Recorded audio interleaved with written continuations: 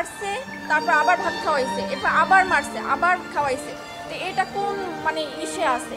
মানুষরে তো এরকম মাইরে ফেলায় না, সে যদি একটা খুনিও হইতে পারে তো তারে তো এরকমের জীবন্ত মাইরে ফেলাইতে পারে না। বলেন, তারা প্রশাসনের কাছে দেন, কিন্তু ওরে মাইরেন না। নিতে হলে টাকা দিতে হবে 35,000। 35,000 টাকা দিয়ে ছাড়াই নেন, নাহলে আমরা ওরা ছাড়বো না, ওরে আরো মারবো। ফ্যামিলির কেউই নাই একটা মানুষের। আমার আপনার যদি এরকম থাকতাম তো আমরাও একই পথের প্রতীক হইতাম, যে মা বাবা ভাই বোন কেউই নাই।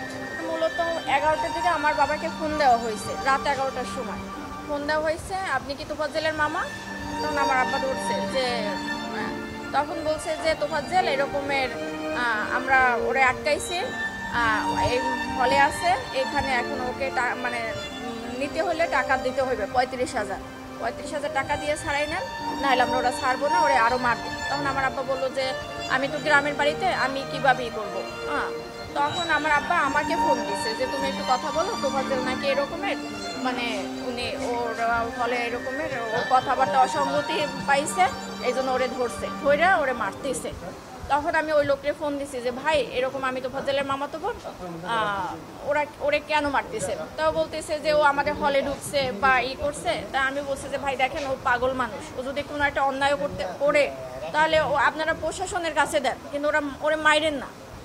তখন বলে কি আপনি যে পাগল, কিন্তু ও তো ওর আচরণের কথাবার্তা, একটা পাগলের মামার নাম্বার কেন মুখস্থ থাকবে? একটা পাগলের সে চাচাতো ভাইয়ের নাম্বার পর্যন্ত মুখস্থ থাকে, তাহলে সে কিভাবে পাগল হয়? আমি বলছি যে দেখেন ও অনেক মেধাবী ছিল, ওর মা বাবা ভাই বোন সবাই কেউই নাই বলতে গেলে।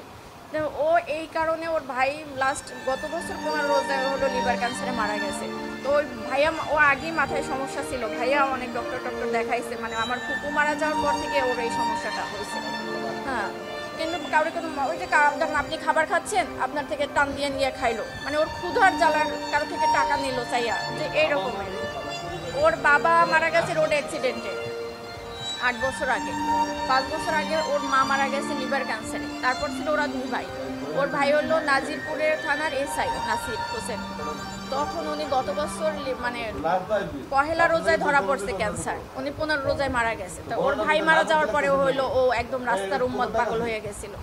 তারপর আমরা অনেকবার ট্রাই করছি ওরে পাবনায় নেওয়া ডক্টর দেখানোর জন্য বা করার জন্য, কিন্তু ওরে মানে ইয়ং তো, ওরে ধৈর্যও বাইকটাও রাখার মতো ওরকমই না। একবার শিকল ভাইকেও ছুটে গেছে, যে দিনকে আমরা সকালে পাবনায় নিয়ে যাব।